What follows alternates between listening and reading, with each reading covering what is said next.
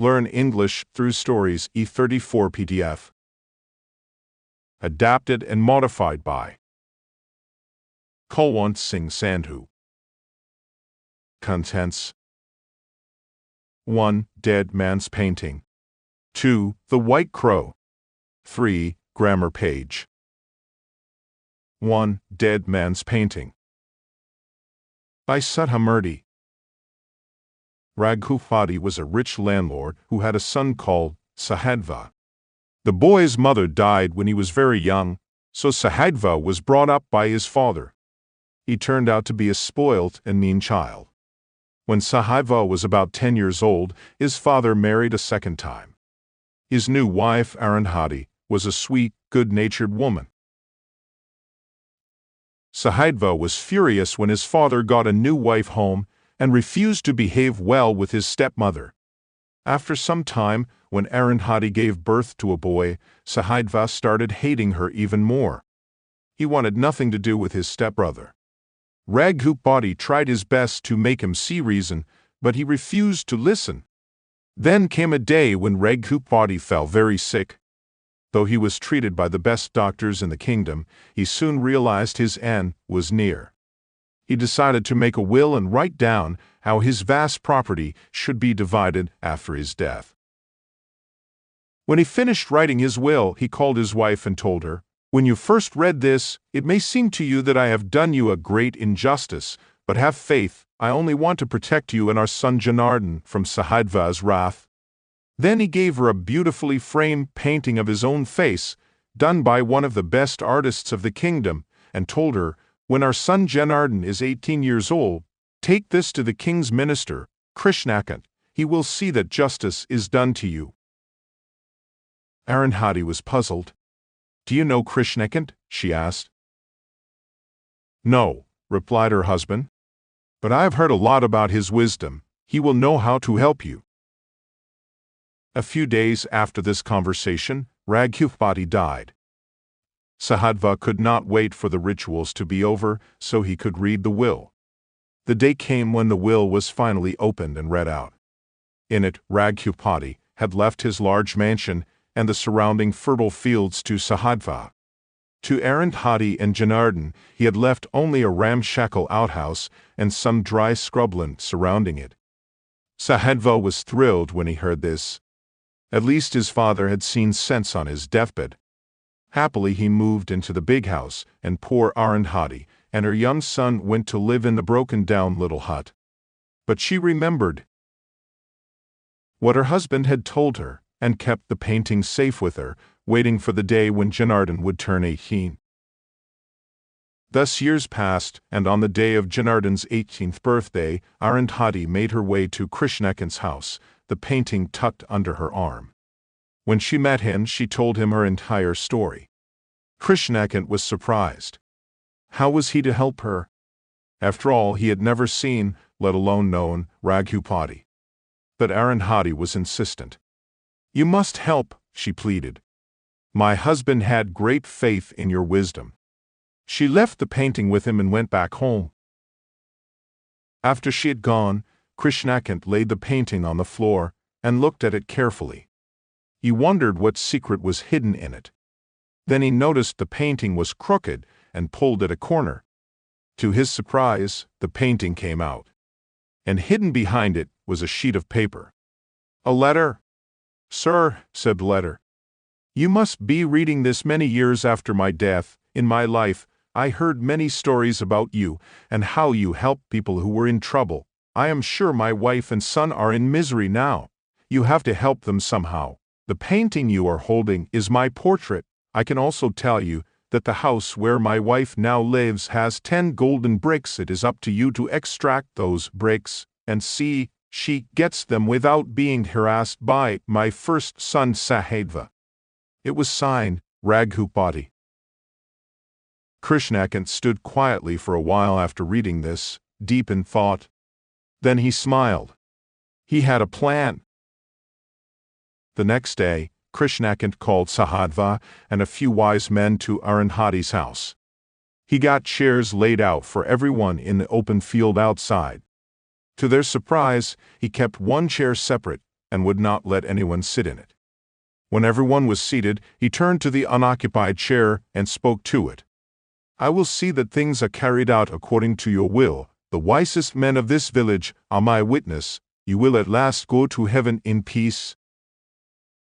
Then he turned around to the astonished group of people and said, "I was visited yesterday by the ghost of Raghupati. Was he not a fair, tall man with a long nose and a mark on his forehead?" The people nodded in fear. Krishnakat had never met Raghupati when he was alive, so how did he know what he looked like? Surely his ghost could not be around still. Krishnakat now nodded and sighed sadly. "So it was his ghost that came to me yesterday and said his wishes according to his will had not been carried out. And I promised to look into the matter." "Yes, Sahadva, did your father leave you the big house and all the fields?" Sahadva nodded.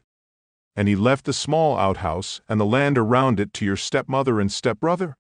Sahadva nodded again.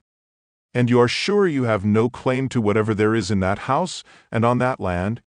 Sahadva nodded again, vigorously. Krishnakat now turned to Arundhati and said, "Your husband's ghost wanted me to tell you that he wishes the house to be destroyed. Now that Sahadva has said he has no interest in the house and whatever lies in it, I am ordering your house to be demolished right now." Arundhati, almost in tears, did not know what to say.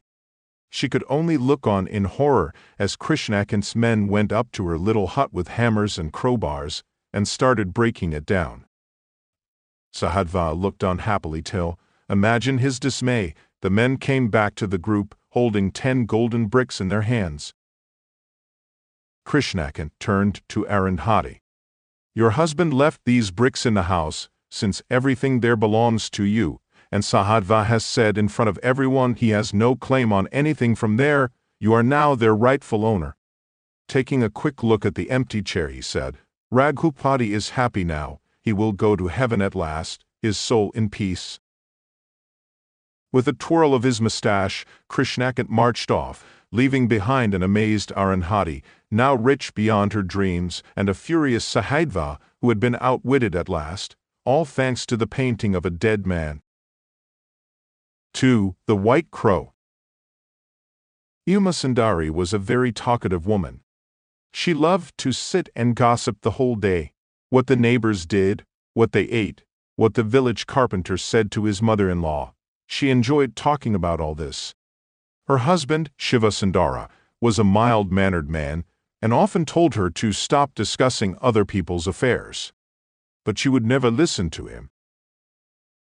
One day, Shiva Sundara was sitting outside his house when he suddenly looked up and said, "Uma Sundari, look, what a beautiful crow is sitting on the white roof of our outhouse, but don't tell anyone about it." Uma Sundari looked up and saw an ordinary black crow sitting on the roof.